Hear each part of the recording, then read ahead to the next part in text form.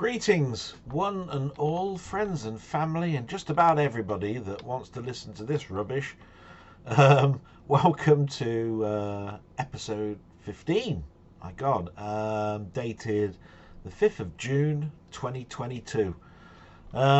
This one again is going to be a little bit rough, and I'll explain that when I get past certain sections of how I do this type of blog. But this week's been a bit weird when you consider what my last blog was about. So we'll get the news out the way, and I've done no characterization of what's been going on in the news because I haven't been traveling to work, working at work, and it seems to be a very special week to England, at least, with it being a Jubilee week for a major milestone for the Queen.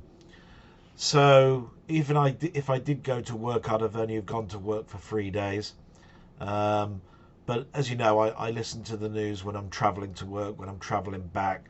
Sometimes while at work there's a bit of background noise, so I seem to know what's sort of going on. But we all know that the war continues. My thoughts are with them. Please remember that we're now 15 plus weeks into that war, and my thoughts are with them. But Jubilee week, what's basically been going on? Well, I should think, and I don't know for fact, that there will probably have been a lot of discussions about the monarchy on the radio in regards to, do we need one? When the Queen does eventually abdicate or die, do we want a monarchy anymore? Do they sort of address the fact that we're a class system based on the fact that they are, queen, kings? That's that's the monarchy in itself. So I don't really have too many thoughts about that because I was born under this queen. When I've looked at history, I've always found it very interesting about Elizabeth I, Henry VIII, and I think it's a unique thing.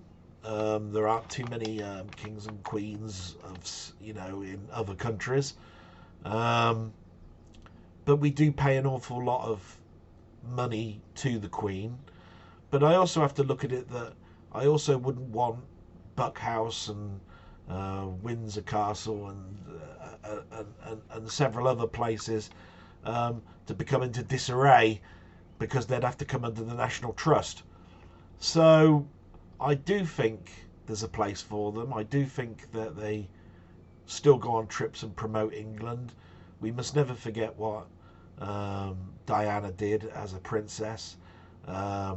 If she was going to those places and being anything other than what she was as just a normal, say, like celebrity, would we think as much of the good that she did?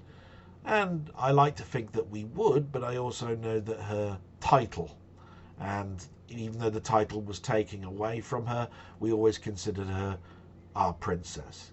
So, there is a lot of good, there is a lot of bad, and from that point of view, and the fact that I've lived under that type of monarchy all my life, I don't think I'd want our country to become much like the Americas or other countries. I think it is a unique situation. When it comes to the celebrations, good for her. She's 96, I believe. She's lost her husband of many, many years in the last year. And from our point of view, we've joined together as in street parties. There was a big concert type thing outside Buckhouse, which looked lovely from what I could see, with projections onto the actual building itself. Looked like everybody was having a good time. So I'll leave it there in the fact that I don't really have an opinion, but I find it hard to imagine what it would be like without the monarchy around, even if it's just from a talking point. So how am I feeling? Right, we've got the news out the way. How am I feeling? Well, based on last week, had to do some get my troubles out my head, which has been very, very difficult, and I haven't succeeded this week. There's been lots of sort of like messages and things that, and my thoughts that have taken me back to work, if you see what I mean, in my head, which means that my stress level on the whole situation hasn't diminished. I did a blood pressure check before this blog, and it hadn't diminished well enough, and I've only got 4 weeks off sick, so we're going to see how that goes. But I did try and relax. I didn't do any work from a work perspective in my job, but I did some other little things that should have relaxed me, and I always said that I wanted that week, Jubilee week, to relax and then start the big push with CVs, looking for jobs and sorting myself out for a possible tribunal next week. Although I've got to start that today for the tribunal, because one thing that did happen was I did get a call from my union, not my union rep, but the Unison company itself that has lawyers, and we talked through the chucking out of the appeal, and he opened my eyes to a number of things where he did say you can actually log a grievance against the appeal, which means you start the whole process again, only this time you're citing your grievance in the fact that you think that the appeal person didn't read the information close enough and therefore came across a false opinion. That would stretch this out a great amount of months, which could be a good thing, but it would mean eventually I'd have to go back to work, and that would be a hard thing for me to do. And I think the final outcome would eventually be that I wouldn't be working for them. So what I would be eventually doing is stretching things out to get regular money in, to eventually then not work for them anymore. But I've always liked the job as a whole. It's just that I know that I'm more than what they put me under. In other words, I am not a simple analyst when you consider what I've been doing in the past and how much I've grown in 9 years. And so even if they were to say, you've moved into a bigger company, we don't recognize you as manager, how about if we made you a senior or a supervisor, which I always put in my appeal that I'd be open to. I would probably take that, because you got to remember that the job wasn't a bad one and the team that I work for wasn't bad. It's just that the way everything's been handled has been bad. And the pension from a government point of view is fantastic. The holidays I've accrued, I'd have to start again. I'd have to take 7 of those away, start off at 20 odd days again. And at the age that I'm at, it just seems like starting again is incredibly going to be difficult for me. But that's my thoughts. I've tried to feel better in myself, shave, look after myself a little bit more, and that will continue. So again, like I said, it's a bit rough. This time I haven't written down who's looked at my last stream, how many numbers watched it. I read a lot of the comments because I needed to be cheered up, but I read them and then didn't take too much into them in case there was a question. I thought that there was very few questions because basically I thought that they were all goodwill stuff, but apparently there were a lot. So I'm going to have to look down at my phone and I'm going to read out what's been said. So these are in the order that they show on my comments. So Mainmeister is a person who's commented, Highlander, Steve's 8-Bit Gaming, Colin Ferguson, Martroyd, Milfy Swimbuckle, Colin Jones, Stevie Paperboy, Ian Cullen, Jambon, Down the Rabbit Hole, Craig Flanagan, Robert Morrison, and good old big-headed good old Panther. So thank you very much, guys, because I don't think I would have got through this week in quite a fashion as I would without your comments to keep me grounded and words of kindness. I think kindness is something that we all have time. I think we all have time to give kindness. Um, I know we're all busy people, but it doesn't take much to turn a storm cloud into a sun, if you see what I mean by just saying a nice word or so. So I'm going to have to read these from question points of view, and I'm scrolling down, and I think Steve is 8-Bit Gaming has got a question. He's put, did I ever spend time entering type-ins from magazines back in the day? If so, how many of them actually worked without spending hours searching for bugs? All the best now. Just remember your mates care about you a lot. Well, thanks very much, Steve. Now, this does have to take me back because we did sort of programming on Apple IIs and PETs when I first went into computer studies. And we learnt snippets of code and what they mean. And what I mean by that is you have to understand what a subroutine is and, and learn about arrays. So we did our own little bit of programming based on theory. Magazines were great because basically you got a free game out of it because they were mostly games, especially in the magazines that I was buying.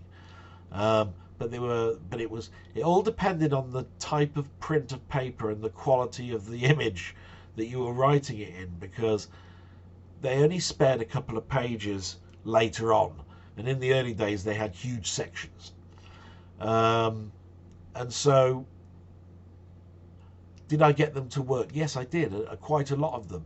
And they weren't necessarily bugs, they were me typing in an O instead of a 0. Or, what happens is when you start to read these and you start typing them in, you start to learn that what they're meaning for you to put in when it comes to an O or a 0 is whether that's got a mixture of letters and numbers, say hexadecimal, or whether it is just numbers. So you started to learn a little bit about what was expected there, and if it didn't work, you'd look back at that. Sometimes they were printed on dot matrix, so you could see the 0 had a cross through it, so it was easier. So I did type in a number that just did not work, and there was a retraction or something the next month that said, sorry, we got this wrong, here's the code, here's a printout of the bit that you need to type to make it work.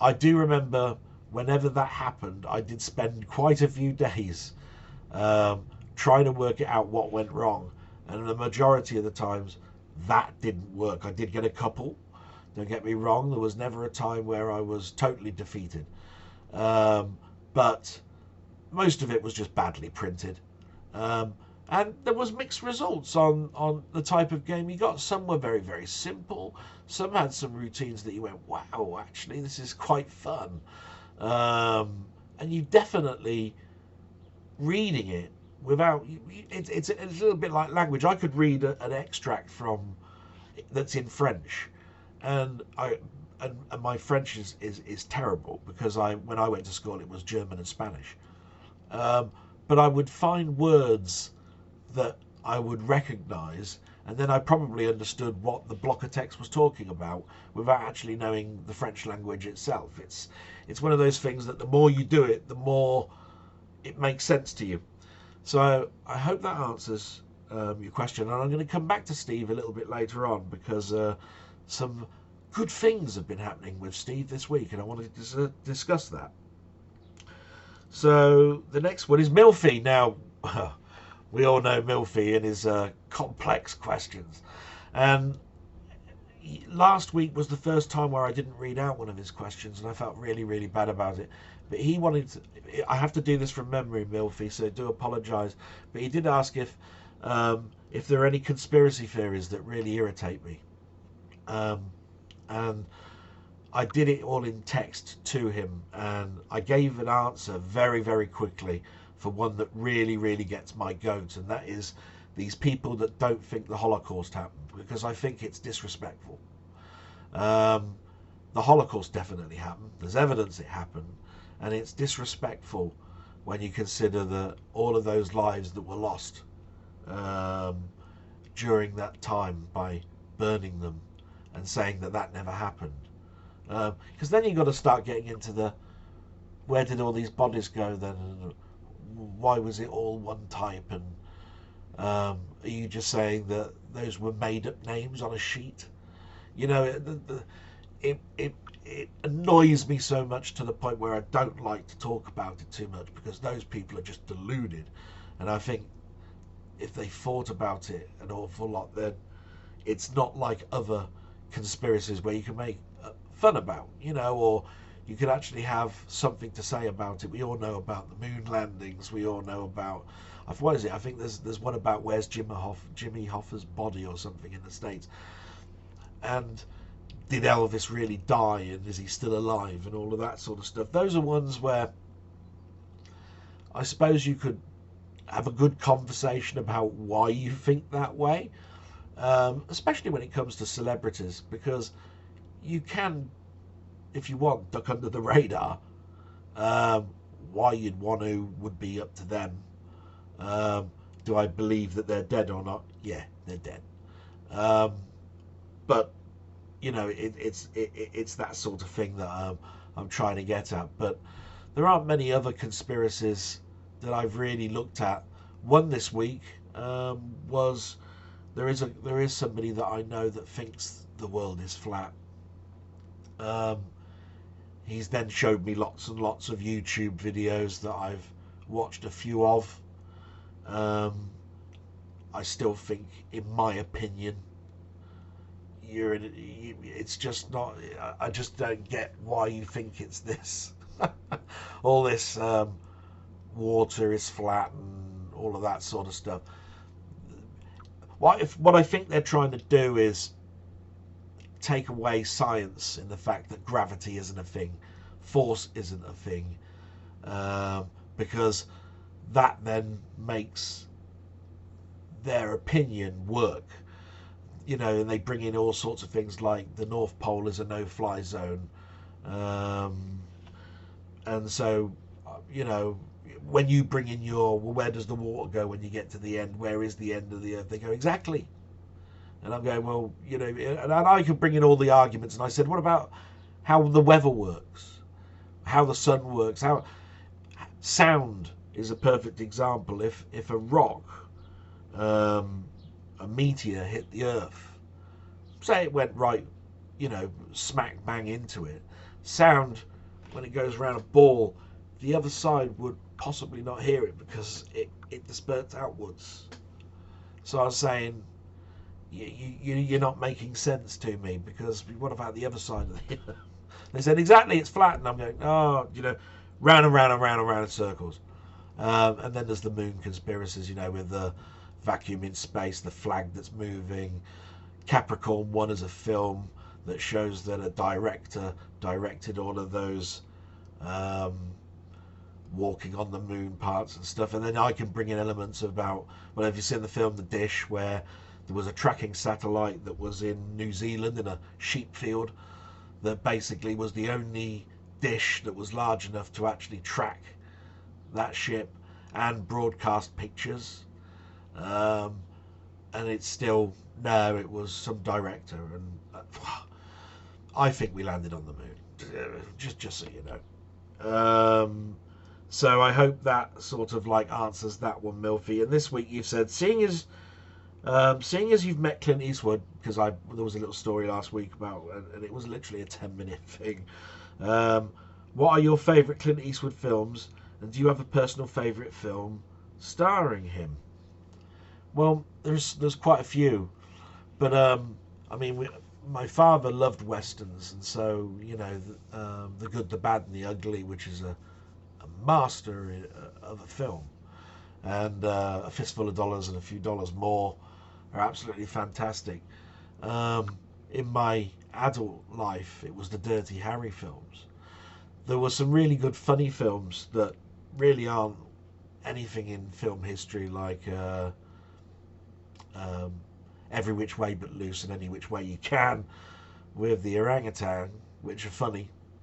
And then there are those films like the Gauntlet and trying to think, Escape from Alcatraz, and those which sort of are in the middle. They're watchable, and I wouldn't say I'd want to go back to them if I, like every year or even every 5 years. But if they're on telly, I'll probably watch it. But The Unforgiven is possibly one of my, I'd say it's in a top 20 film. That was a fantastic film, and I've bought that on tape, on Laserdisc, on DVD, on Blu-ray. I think I've got it on 4K. I don't know if it's been released yet. There's only a couple of films that I haven't really watched, which I should do. Like I think he did Birdie, which is more a musical type film about I think it's a jazz musician, brass section trumpet possibly. But I will get round to watching those. But Clint Eastwood is a very versatile person. He's more a director now, and some of the films he's come out with just recently have been really good.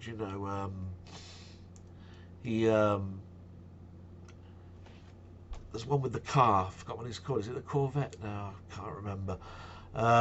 Where he addresses things like bigotry and racism and so forth. And I do like the $1 Million Baby, the boxing one. So yeah, too many to talk about, Milfy. But if I was to highlight one of those, probably The Unforgiven, or The Good, the Bad, and the Ugly, and both of those are westerns. But that doesn't mark Clint Eastwood down as being just that genre. So that's great. Colin Jones had a question. So thank you for the comments, Colin. Absolutely fantastic. I agree with quite a lot of what you say. We have some nice little comments, don't we? About things where I might go, I was just answering things this way or whatever. But I get massive smiles when I'm watching your videos and looking at everything that you do in Discord.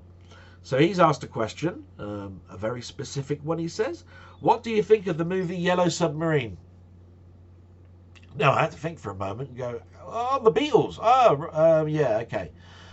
Now, I wasn't born when that came out, and I haven't watched it in many, many, many, many years. I mean, everybody's listened to the Beatles. We know the song. We know Sgt. Pepper's, Heart Band album and so forth.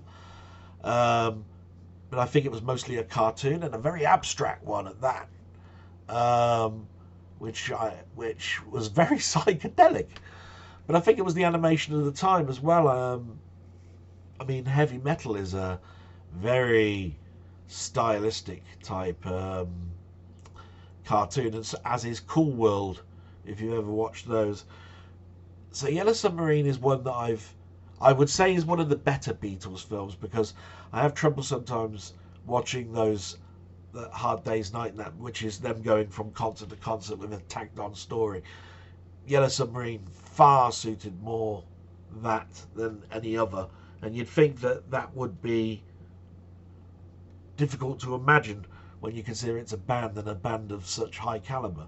But I remember liking it. I might go back and revisit it. Definitely one that I saw in my childhood, and I don't believe I turned around and said, what a load of crap this is. So I hope that answers your question on that. Stevie Paperboy, let's have a look. He's got a question for next week. Have you ever sold or gave away old retro games or consoles and regretted it? And I wish I'd kept my Atari 2600 in games, and also my Spectrum Plus. I don't know whether I've got regrets. I do wish I'd have been a bit more tighter rein with things. I was one of these people that if someone was a friend of my sister and they were going through a bad time, and because I was possibly working too much or doing something else, I'd lend out even consoles. I remember I gave a SNES to a family that were down and out, um, and had very little money. I met them while I was serving alcohol at the bowling club across the road from me, and I was very close to them. I knew where they lived. I lent them my SNES. It was a SNES with a magic box on the top with all the discs. I wasn't using it at the time. I was doing something else. And I thought to myself, I haven't seen them for a long time. And I need to find out what's happened to that, because obviously I didn't give it to them. And I found they'd moved away. So they took away a huge, huge chunk of change from me, but also a massive amount of time, and something where I went, well, I'm not going to start that up again. I'm not going to buy another SNES. We've moved on. So that's not regret. That's probably anger more than anything. But I'll always regret selling my Commodore 64, but it was a necessity when I was in the first year of having my Amiga, which was an Amiga 1000, by the way. And that was near as damn it a day one release, not far from it. So early pickings. So I kept my Commodore 64 because there was literally nothing that you could actually get for the first year. Very, very slim pickings. But I gave it to my dad's best mate at the factory that he worked at. And he had two children of the ages of about, I think they were 10 and 13. So when you consider that I had a copying utility that basically you could put two data sets to, and all of my cartridges and discs and disk drives and joysticks and absolutely everything, they got a bargain, absolute bargain. And I hope they looked after it, because I don't know quite what happened to him. I even know his name, but I don't know what happened to the kids, and I don't know quite what happened to him. But you know, it is where you looked after it and it was pristine. You give it away and you're going, I hope they look after that. And these are two kids of a certain age. They probably chucked it about.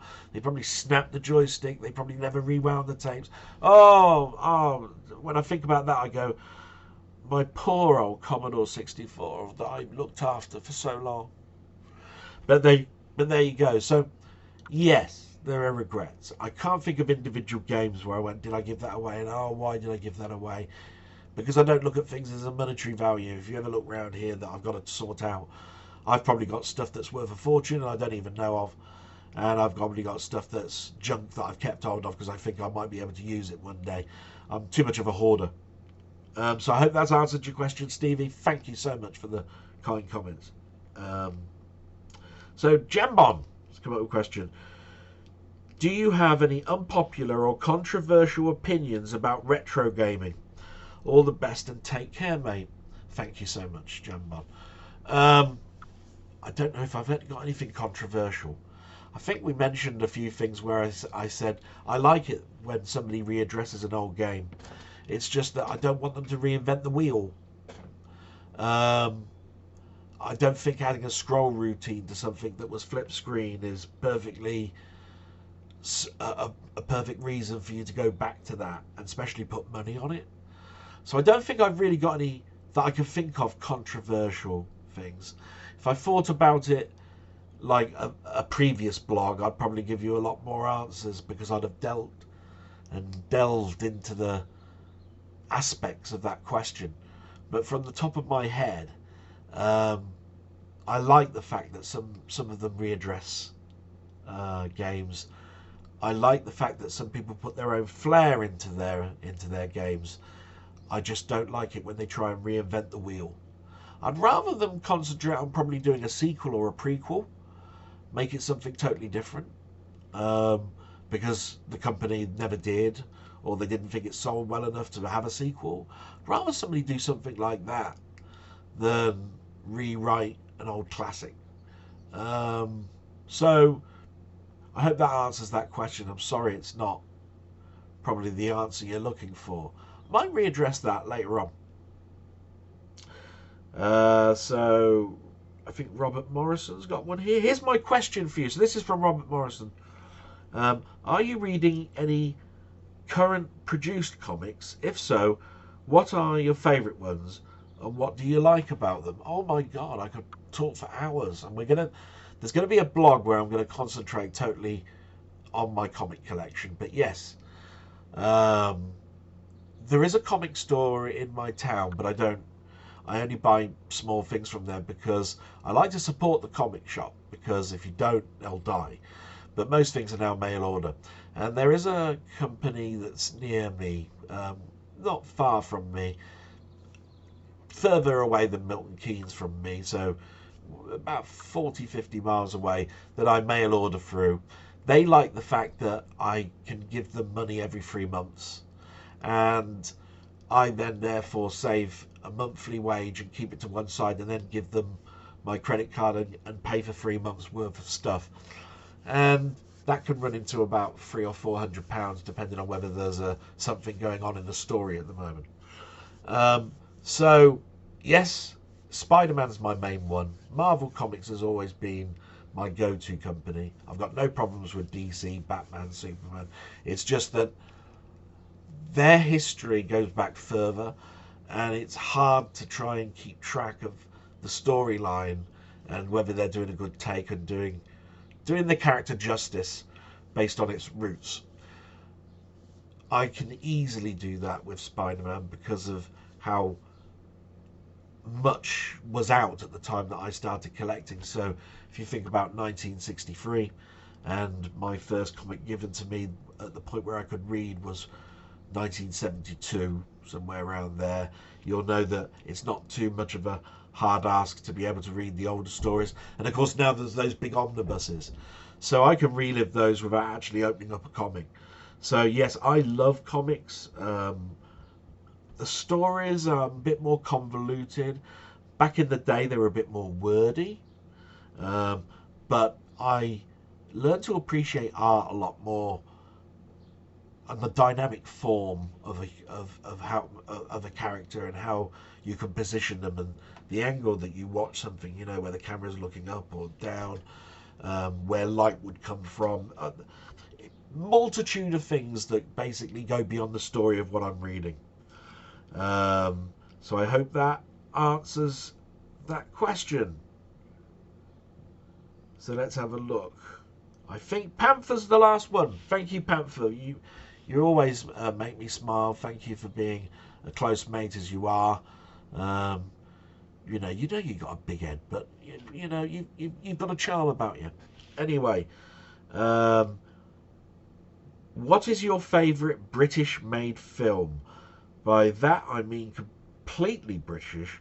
Most of Alien was shot in the UK, but it's an American movie, for example. Best of luck, mate. You know where I am. Thank you so much.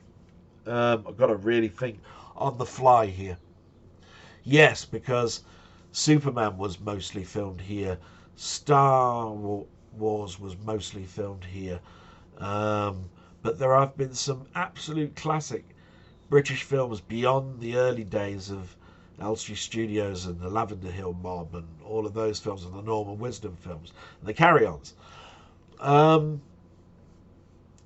So, I mean, Chariots of Fire is a perfect example. Alan loves Chariots of Fire, and I like Chariots of Fire. And there are a number of period pieces. We used to be sort of known for lots of period piece films, but I'm going to go with The Elephant Man. Yeah, I could have brought Kez in. Elephant Man. Elephant Man has always been a film that I've admired. It was shot in black and white, told a true story, immaculately shot, so much emotion. It's recently, I've gone back to it because it's recently been done as a steelbook and 4K. So absolutely a fantastic film that I think everybody should go out and definitely watch. Not one possibly for a Sunday afternoon, but one that you should definitely make time for and watch as a mid-evening film. Give you time to reflect at the end of it. So that's all the questions. What I would normally do now is go through what's arrived this week, all of that sort of stuff. I'm going to still do a little bit of that now. We have got time. The only film that came is the Steel Book of the Untouchables, which is the collector's edition. A steel book with a collector's cardboard case. That's nice, because most of my steel books I have to put in clear case covers so they don't get scratched. Brian De Palma's an unusual director. He's one of those ones where I absolutely love him or absolutely think, what the hell are you doing here? I'm not going to come up with perfect examples. Did he do Dress to Kill? Yeah. I think as much as he did some early Stephen King films and stayed in a certain genre for a while, he did various stuff. But some of the stuff he varied in, I wasn't really interested in. Some drama-y pieces. But Brian De Palma, definitely one where a fantastic director, but I have to be in the mood to watch him, if that explains that. Now, I've been through my boxes yesterday while Mainmeister was doing his, oh my god, I'm moving my Sunday spot forward and having a good 4-hour stream. So this is where I couldn't collect myself up together. Thanks very much, Mainmeister. Bastard. No, seriously, I had a great time yesterday. But I kept one eye on the stream, and I was looking at through my boxes in the garage and came up with some big box games, which I have a little story behind. Now, I don't know if many people know about Inferno. DID and Ocean, so we've talked about it a little bit with Gary Bracey recently. This one came, got the receipt, with a comic and manual. So, you know, still got that in pristine condition, I suppose. If you look, I don't think there's too many creases amongst there. No. But why did I buy Inferno? Now, I was a big into TFX. TFX, wow. As a flight simulator, that had some seriously good either CD audio or you put it through your MIDI and it sounded pretty good as well for your PC. This is PC, by the way. And Inferno was one of those ones where it's a space type game. Don't know if you can see the screenshots very well. I'll try and put them up. So it was a mixture of visuals like X-Wing versus TIE Fighter, where there isn't many texture mapping. It's all very just light sourced, but it had ray tracing cutscenes. But it had that Wing Commander look, you know, where when you're in a cockpit of a plane, you can press a key and you can see the left and the forward and right. This one made it so that you could spin around and see the whole cockpit, and so you could see your wing left, right, and centre. The battle system was a HUD with a 3D representation that span around with you and tilted with you so you could see the craft. I still think the Elite's got the best scope system in the world. But it was that mixture of Wing Commander and X-Wing versus TIE Fighter, and the fact it had a TFX pedigree that made me buy Inferno. And you can buy it on Good Old Games right now, by the way, which makes it work on modern hardware. And it's definitely worth going back to if you like that type of time in your life where Wing Commander and Freelancer and that sort of game were kings. And in fact, you probably expanded your PC every couple of months with the latest graphic card and so forth, just so it could run fast. So there's that one. And this one has definitely got a history and a whole genre behind it, because after Doom and Quake and so forth, and all the 3D shoot 'em ups, Descent was definitely something I played to death. Descent was that, if you have a look, it says 360-degree action. You know, believe me, this is a definitely disorientating game. Descent led on to, obviously, its sequels. I think it went up to 3. Descent 2 was more of the same. Descent 3, total graphic overhaul. But by that time, there was a game that had come out as well called Forsaken. And Forsaken really pushed my graphic card, because at the time I'd moved from a Power VR card, because I went that route, and then went to the 3DFX type cards. So I bought the Voodoo cards. And I remember also changing from my Orchid Soundwave 32 to an AWE Sound Blaster card. So I kept going back to this game. Not that, only because by that point hackers had made it OpenGL and added things to it, and I was well into how many frames per second can I get out of this with 360-degree action. Oh my god. So it's a spaceshipy type game, much in the mold of Quake for its textures, but you go down tunnels, you've got to find the heart of the tunnel, blow it up, get out. It's a maze. Fantastic if you like that type of game. I loved them. So absolutely great. Bring this one up, not because of its quality or anything, because it's actually pretty atrocious. But my love of War of the Worlds meant I went and bought War of the Worlds, the game, and you can see the box is pretty much pristine actually here. In fact, how good's the CD? Yeah, not bad. Oh, and it's got the War of the World book. Oh, well, you know. This is one of those boxes where you buy it because you're mad into it. It's got a slight embossed. I don't know if you can see that. It's embossed. It's rough. Rage. Now, Rage were much in the Amiga. I think they brought out Striker. But I don't remember too much else that they actually brought out. They brought out a lot of SNES stuff. Then they brought out quite a lot of PC stuff. I think they had a franchise with David Beckham for their football games.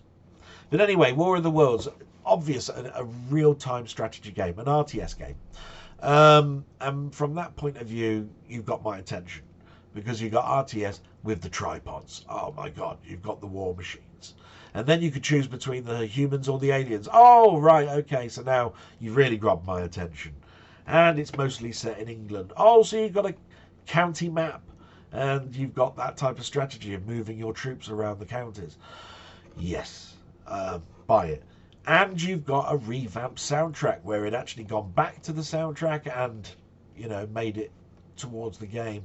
So all of those tracks, by the way, are in my big War of the Worlds, what was it, 11-disc CD collection. So I was hooked, and it wasn't very good. It does have line of sight. It's a real-time strategy. There's great enjoyment to be had out of it, but it's I would sort of make it a little bit like Defender of the Crown, where there's not a lot behind it, if you see what I mean. It's very much a move your troops here, move your troops there, battles with your units. I don't think there's resource gathering too much in it. Probably against the norm when you consider Command and Conquer. But yeah, I still had great enjoyment out of it. And the last one to go retro is Battlezone 2 Combat Commander. Very intrigued by this because, again, I'd just gone to the 3DFX cards.